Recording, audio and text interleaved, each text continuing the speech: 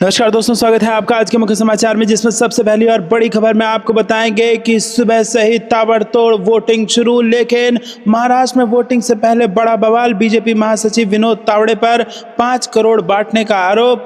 BVA ने hotel में बनाया बंधक। इसी के साथ खबर में आगे जिक्र होगा कि पीएम मोदी के राज्य को लूटने वाले बयान पर भड़के सीएम सिद्धरमैया, बोले हम मुकदमा दायर करेंगे। तो दोस्तों, क्या पीएम मोदी के खिलाफ होगा मुकदमा? खबर में आगे जरूर बताएंगे। इसी के साथ जिक्र होगा कि राजद सांसद मनोज झा ने किया दावा, झारखंड से भाजपा का हो जाएगा सफाया, बिहार के उपचुनाव में होगी हमारी जीत। इसी के साथ आगे जिक्र होगा कि बीजेपी ने 500 करोड़ रुपए खर्च करके मेरे खिलाफ फैलाया अफवाह और चलाया अभियान। हेमंत सोरेन ने लगाया ये गंभीर आरोप। और इसी के साथ आगे आपको बताएंगे कि नमामि गंगे और स्वच्छ गंगा अभियान को लेकर अखिलेश यादव का दावा, बीजेपी पर हमला, कहा अरबों का फंड गंगा घाट तक नहीं पहुंचा। दोस्तों, इसी प्रकार की तमाम बड़ी खबरें आपके लिए लेके आए हैं, लेकिन उससे पहले आपसे निवेदन की वीडियो कीजिए लाइक और चैनल को सब्सक्राइब करके बेल आइकन दबाकर कमेंट में हमें बताइए कि किसकी बन रही है महाराष्ट्र और झारखंड में सरकार। दोस्तों, रुक करते हैं सबसे पहले और बड़ी खबर की तरफ। महाराष्ट्र में वोटिंग से पहले बवाल। बीजेपी महासचिव विनोद तावड़े पर 5 करोड़ बांटने का आरोप। बीवीए ने होटल में बनाया बंधक। जी हां दोस्तों, आपको बता दें कि महाराष्ट्र और झारखंड में अंतिम चरण के वोट यहां सुबह से ही डलने शुरू हो चुके हैं, जिसके बाद लोगों में जबरदस्त उत्साह वोटिंग के दिन देखने को मिल रहा है। लोग घरों से निकल रहे हैं लगातार और वोट डाल रहे हैं। लेकिन इसी बीच ये बड़ी खबर सामने आई है, जहां पर वोटिंग से पहले बवाल महाराष्ट्र में मचा है और बीजेपी महासचिव को 5 करोड़ रुपए बांटने का आरोप लगा है इन पर। जी हां दोस्तों, महाराष्ट्र विधानसभा चुनाव के लिए होने वाली वोटिंग से चंद घंटे पहले राज्य में बवाल हो गया। चुनाव से ठीक पहले हर तरह के हथकंडे अपनाने वाली बीजेपी का चेहरा एक बार फिर बेनकाब हुआ है। बीजेपी के राष्ट्रीय महासचिव विनोद तावड़े ने एक होटल में नकदी के साथ पकड़े गए हैं और यह आरोप बहुजन विकास अघाड़ी के कार्यकर्ता ने लगाया है। आरोप है कि बीजेपी के राष्ट्रीय महासचिव विनोद तावड़े ने विवंत होटल में रुपए बांटे और इससे जुड़ा एक वीडियो भी सोशल मीडिया पर जमकर वायरल हो रहा है। सैकड़ों कार्यकर्ताओं ने उस होटल को घेर लिया और जहां ये रुके हुए थे जमकर बवाल हुआ। बाद में पुलिस विनोद तावड़े को निकाल कर ले गई। रुक करते हैं अगली ब्रेकिंग न्यूज की तरफ। पीएम मोदी के राज्य को लूटने वाले बयान पर भड़के सीएम सिद्धरमैया, बोले हम मुकदमा दायर करेंगे। जी हां दोस्तों, प्रधानमंत्री नरेंद्र मोदी ने हाल ही में महाराष्ट्र चुनाव में प्रचार के दौरान एक रैली में आरोप लगाया था कि कांग्रेस कर्नाटक राज्य को लूटने में लगी है। अब इसे लेकर कर्नाटक के सीएम सिद्धरमैया ने कड़ी आपत्ति जताई है। मुख्यमंत्री ने प्रधानमंत्री की टिप्पणी पर नाराजगी जताते हुए कहा कि वो इसके खिलाफ मुकदमा दायर करने पर भी विचार कर रहे हैं। बेंगलुरु में कनकदसा जयंती समारोह के दौरान पत्रकारों से बात करते हुए सीएम सिद्धरमैया से जब प्रधानमंत्री की टिप्पणी के बारे में सवाल किया गया तो उन्होंने कहा कि प्रधानमंत्री झूठ बता रहे हैं, वो वोटों के लिए लोगों को गुमराह कर रहे हैं। हम इसके कानूनी कोण की समीक्षा कर रहे हैं और मुकदमा दायर करने पर विचार कर रहे हैं। बता दें कि प्रधानमंत्री ने महाराष्ट्र में रैली के दौरान कहा था कि कर्नाटक में कांग्रेस ने लोगों से झूठ बोला और लोगों का वोट लिया। सरकार बनने के बाद अब वो लोगों से किए वादों को पूरा नहीं कर रहे हैं। इसके बजाय उन्होंने कर्नाटक में वसूली अभियान चलाया हुआ है। कर्नाटक में हर दूसरे दिन नया घोटाला सामने आ रहा है। कांग्रेस दिन के उजाले में लोगों को लूट रही है। कथित तौर पर उसी लूटे गए पैसे से महाराष्ट्र में चुनाव लड़ा जा रहा है। दोस्तों, इसी लूट शब्द से यहाँ पर नाराज हैं सिद्धरमैया।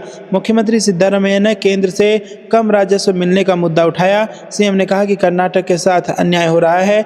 हमें महाराष्ट्र से कम पैसा मिला है, जबकि कर्नाटक ने 4 लाख करोड़ रुपए का कर राजस्व दिया, लेकिन बदले में हमें कम पैसा मिला है। सीएम ने कहा कि उन्होंने इस मुद्दे को प्रधानमंत्री और केंद्रीय मंत्री के सामने उठाया है। तो करते हैं अगली ब्रेकिंग न्यूज की तरफ, जहां पर आपको बता दें कि आरजेडी सांसद मनोज झा ने किया बड़ा दावा, झारखंड में बीजेपी को हो जाएगा सफाया, बिहार के उपचुनाव में होगी हमारी जीत। जी हां दोस्तों, झारखंड में चुनाव प्रचार करने के बाद सुबह सुबह पटना पहुंचे आरजेडी के राज्यसभा सदस्य मनोज झा ने एयरपोर्ट पर पीएम मोदी पर जोरदार हमला बोला और कहा कि भाजपा के पास बांटने काटने के अलावा दूसरा कोई विकल्प नहीं है।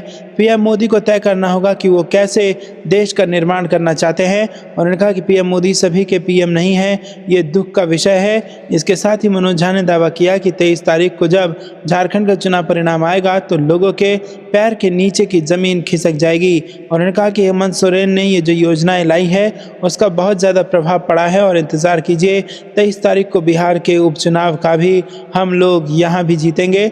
मनोज झा ने झारखंड और उपचुनाव में इंडिया गठबंधन के जीतने का दावा किया है।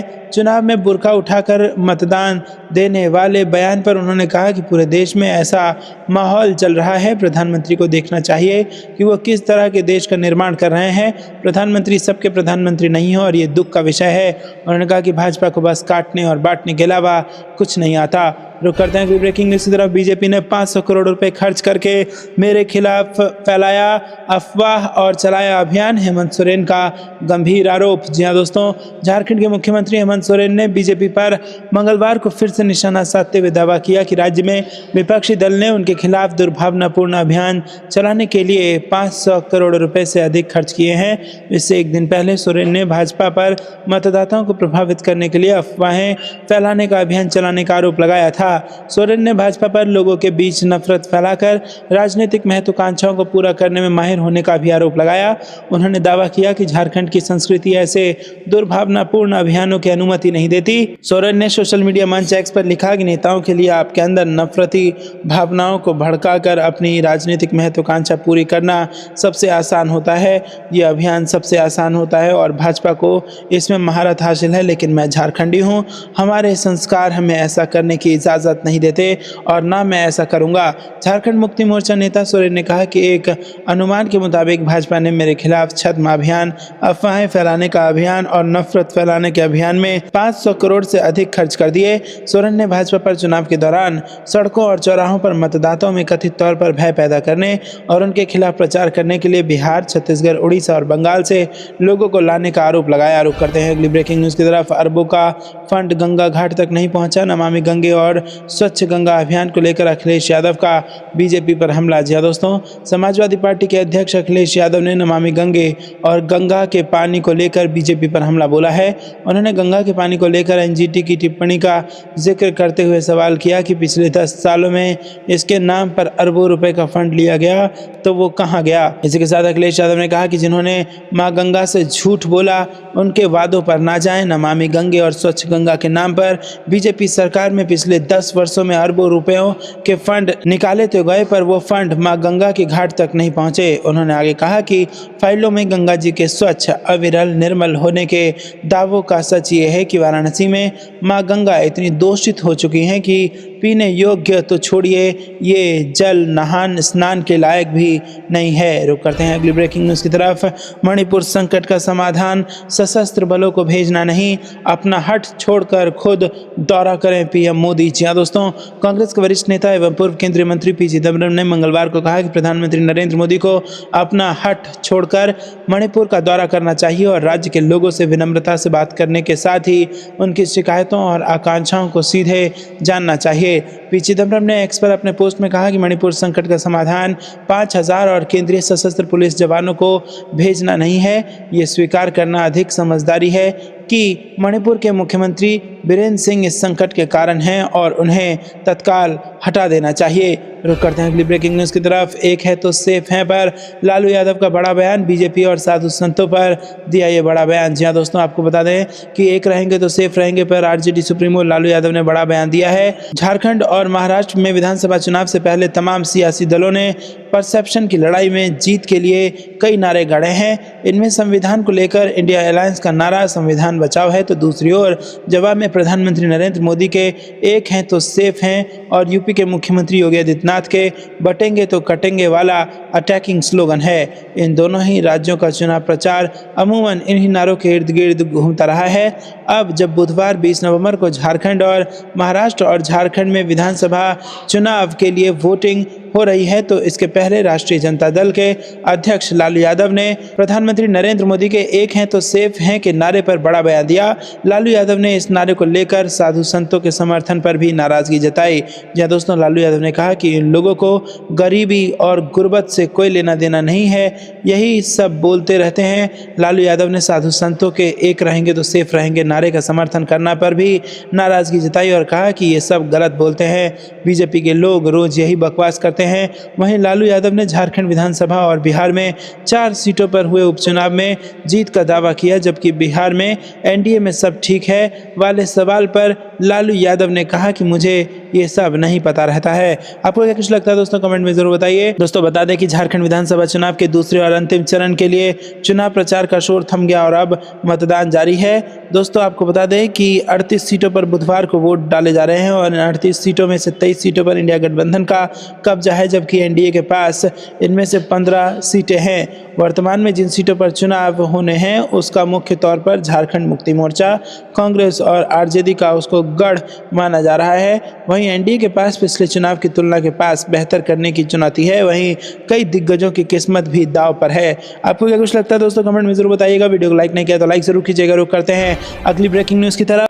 मणिपुर हिंसा पर विपक्ष ने मांगा अमित शाह का इस्तीफा, लगाया गंभीर आरोप। जी हां दोस्तों, कांग्रेस ने मणिपुर में जारी हिंसा को लेकर केंद्रीय गृह मंत्री अमित शाह से इस्तीफा मांगा है।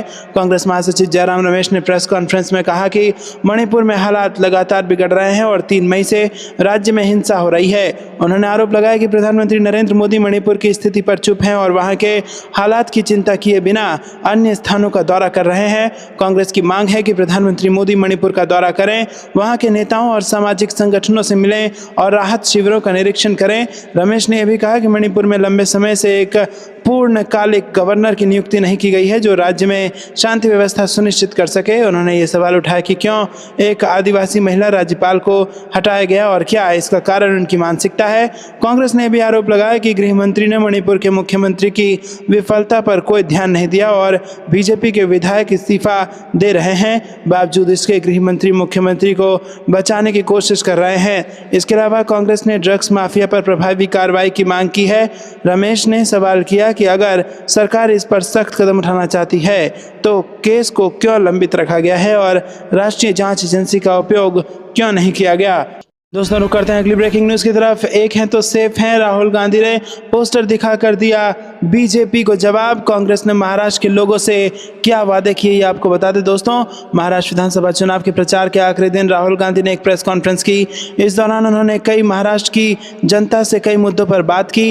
राहुल गांधी ने कहा कि महाराष्ट्र का जो चुनाव है विचारधारा का चुनाव है। अरबपति चाहते हैं मुंबई की ज़मीन उनके हाथ से चली जाए।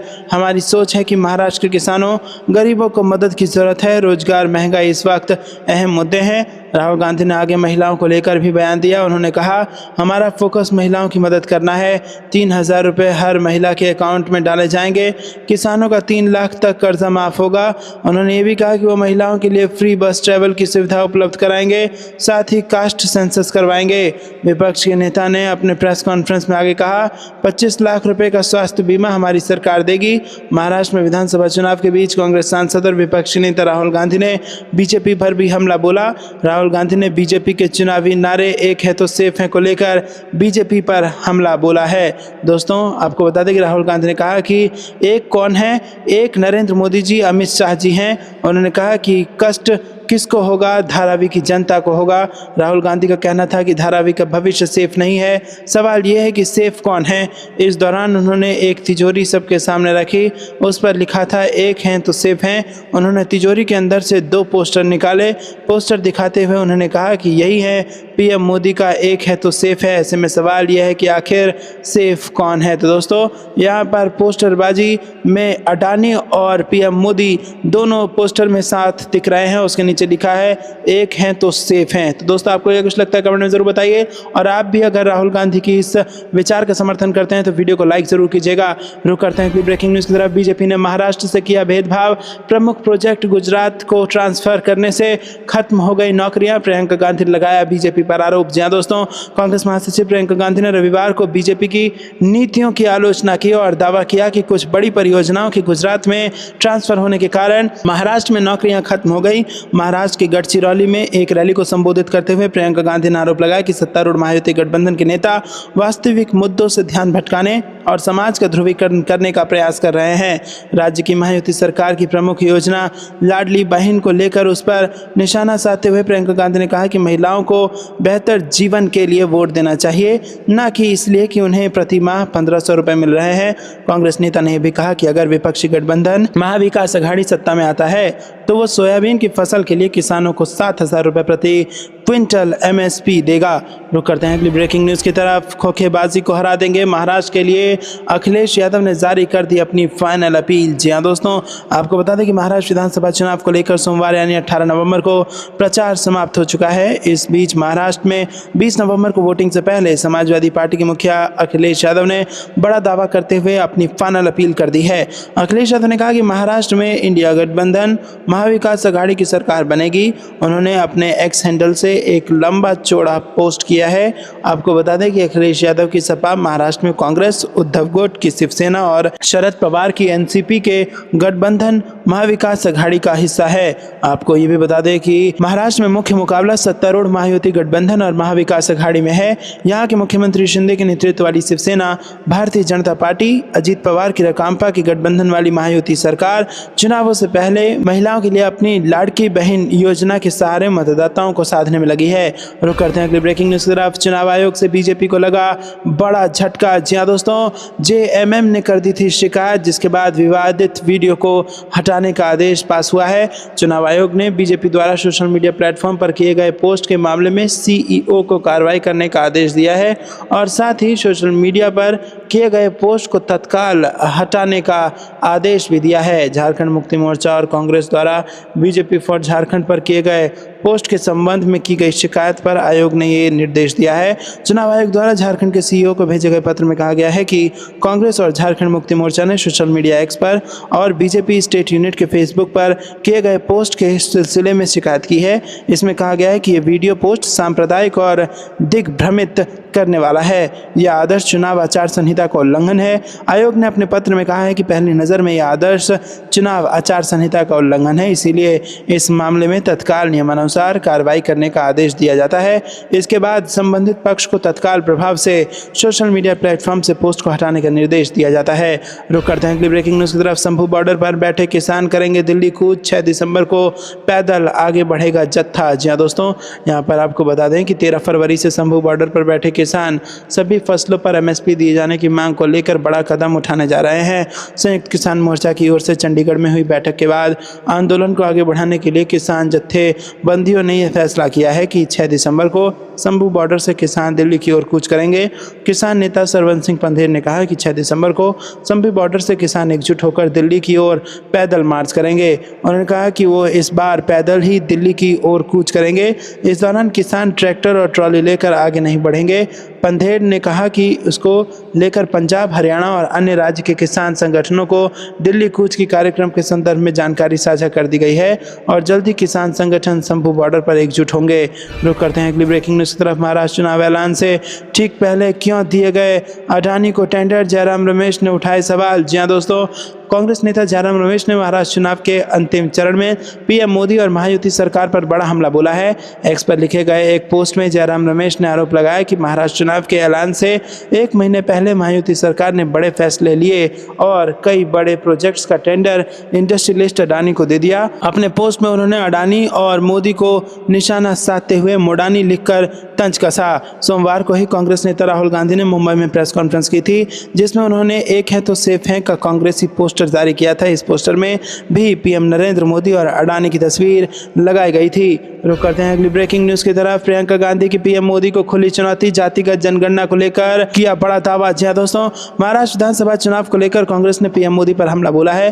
कांग्रेस महासचिव प्रियंका गांधी ने मंच से पीएम मोदी को खुली चुनौती दी है। उन्होंने कहा है कि आरक्षण पर झूठ फैलाने वाली बीजेपी और नरेंद्र मोदी जी ये बताएं कि वो जातिगत जनगणना कराने और आरक्षण पर 50% की कैप हटाने के प्रस्ताव से क्यों भाग रहे हैं। बीजेपी पर निशाना साधते हुए उन्होंने कहा कि वो दावा करते हैं कि मेरा भाई आरक्षण के खिलाफ है। ये वही व्यक्ति है जिसने न्याय की मांग करते हुए मणिपुर से मुंबई पैदल यात्रा की थी। जाति जनगणना की मांग करते हुए उसने कन्याकुमारी से कश्मीर तक पैदल यात्रा की। वो डरे हुए हैं, इसलिए झूठ फैला रहे हैं। हम प्रत्येक जाति की जनसंख्या संरचना को जाने बिना प्रभावी ढंग से आरक्षण कैसे आवंटित कर सकते हैं। बता दें कि राज्य की 288 सदस्यीय विधानसभा सीटों पर 20 नवंबर को चुनाव होने वाला है। रुक करते हैं अगली ब्रेकिंग न्यूज़ की तरफ। किसी से भी पंगा ले लो लेकिन मुझसे नहीं, शरद पवार ने 1980 के दौर को याद करते हुए दी खुली चुनौती। जी हाँ दोस्तों, किसी से भी पंगा ले लो लेकिन मुझसे नहीं, शरद पवार ने चुनौती दी है। महाराष्ट्र में ठंड के मौसम में चुनावी सियासी गर्मी बढ़ गई है। इसी बीच एनसीपी सुप्रीमो शरद पवार कुमार ने यह बयान दे दिया है। अगर आप भी इसका समर्थन करते हैं तो वीडियो को लाइक जरूर कीजिएगा। रुक करते हैं अगली ब्रेकिंग न्यूज की तरफ। हेमंत सोरेन का केंद्र सरकार पर कटाक्ष, कहा सत्ता में बने रहने के लिए बीजेपी कर रही है ईडी और सीबीआई का दुरुपयोग। जी हाँ दोस्तों, गिरिडीह विधानसभा में झारखंड के मुख्यमंत्री हेमंत सोरेन ने एक चुनावी जनसभा को संबोधित किया। इस जनसभा का आयोजन झारखंड मुक्ति मोर्चा के प्रत्याशी सुदिव्य कुमार सोनू के समर्थन में किया गया था। मुख्यमंत्री ने अपने भाषण में भारतीय जनता पार्टी पर जमकर निशाना साधा और उन्हें डर और दमन की राजनीति का उन पर आरोप लगाया। दोस्तों, हेमंत सोरेन ने कहा कि भाजपा सत्ता में बने रहने के लिए केंद्रीय एजेंसियों जैसे ईडी और सीबीआई का दुरुपयोग कर रही है।